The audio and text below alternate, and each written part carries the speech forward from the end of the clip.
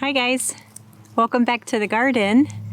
This morning, what is today's date? 25, 26, I think today is April 27th, and it's about 50 degrees out this morning.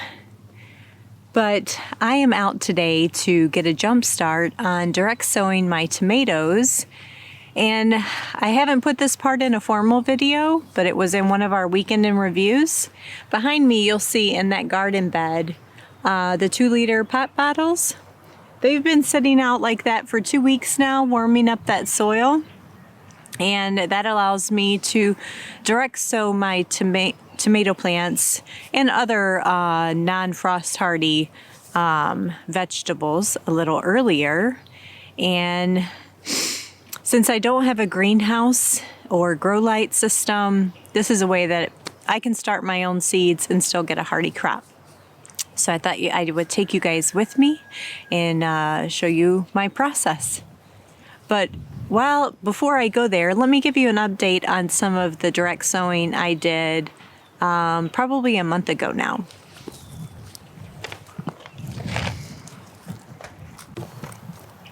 So I've already taken the 2-liter off of here. We've got little starts, here's a little start. Nothing in this one, and I had a whole bunch of cauliflowers come up. So I planted them here, there, and there. So I will have several cauliflower plants. This one I did not direct winter sow. These were frost hardy seedlings that I just scattered about. Oh, my shadow's kind of casting it out. But I've got poppies and all kinds of flowers. I've planted peas along this edge, sugar snap peas, and everything's just, let me get out of the sun, booming, coming up in my little planter here. I'm going to show you next the artichokes. So I've already pulled up 2 and transplanted into pots because I did not know when you grow artichokes how ginormous these plants are. So I'll be taking these out as well, but I want to show you guys how good they're doing. Look at there, 3 artichoke plants. This one I've completely taken out and transplanted. And then I've got 2 in that one, and I think 3 in that one down there. Let's come peek over here.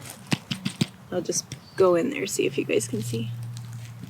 Ooh, there's little baby oreganos all in there. It really, really works well for me. It does, you know, you're not going to get that instant gratification as if you went to the store and bought starts, but they make for a hardier plant. So let's get going on our tomatoes. Yep, you guys can see me. Okay, so this was my garlic bed last year. The year before that, it was a sunflower bed.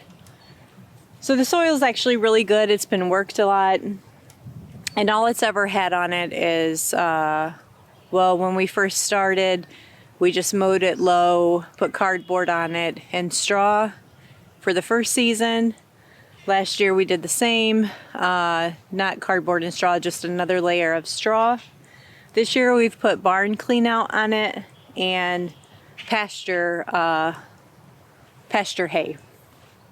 So I did learn this week from Diego Footer was having an interview with a gentleman that owns a tomato farm that they actually love potassium. So I do have my potassium, magnesium supplement. I'll be working a little bit of that into the soil when I sow my seeds. You know what I should do? Let me go grab the soil temperature gauge, and we're going to see how warm this soil is under here compared to soil that's not covered. Let me go do that real quick.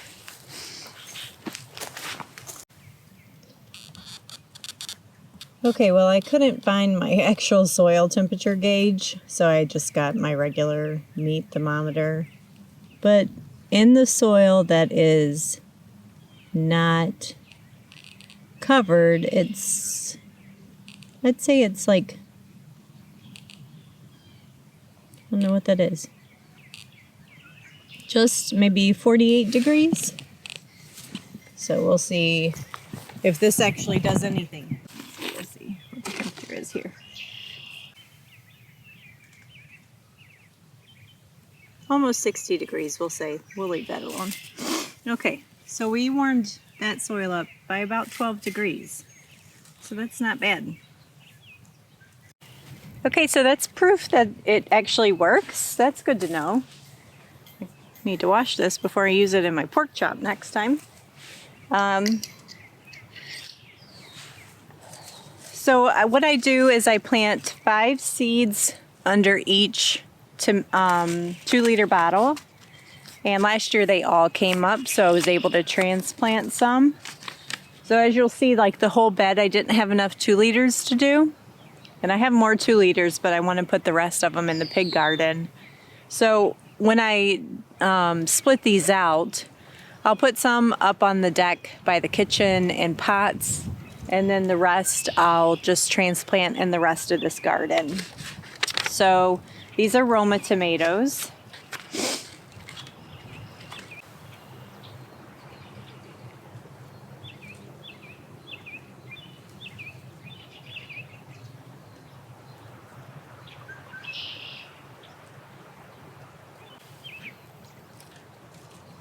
Maybe I'll just do 3 under each because I know it works. So, oops. I forgot I wanted to put some of my potassium in there. Just gonna sprinkle a little bit.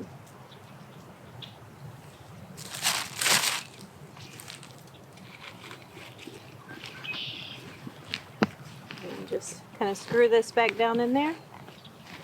And you'll leave the lid on until they're a decent amount of height. You know, they've got at least a couple sets of true leaves on. Once that happens, I'll take the lid off just to help acclimate them. And once they look good and healthy, I'll divide them and let one stay. But I'll make sure to update you guys when we go. So I'm going to finish these Romas that I have in my hand with these 2 plants, and then we'll move on to the next variety.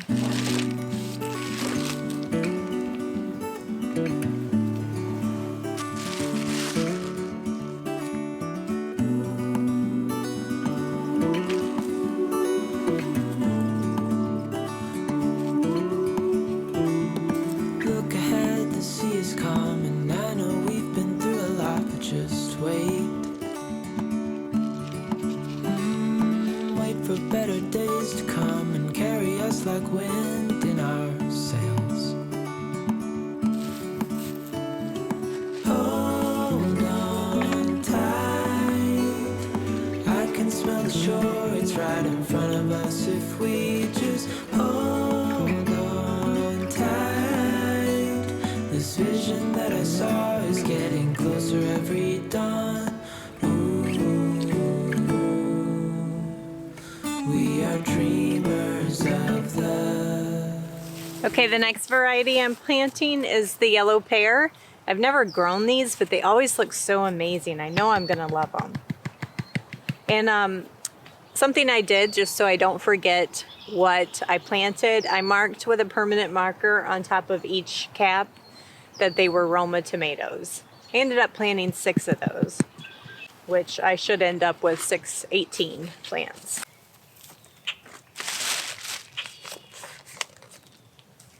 Okay, now we're going to move on to the San Marzano.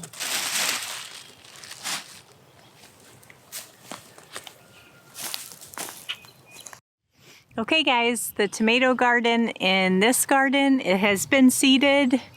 We've got 6 starts of Roma tomatoes, 6 starts of San Marzano, and 3 starts of the yellow pear. Now there's 3 to 4 seeds in each starting area. that I'll be able to transplant. So that's going to be what's in this tomato garden. I'm going to be doing the exact same process in the pig garden, and I'll tell you what I'm growing over there.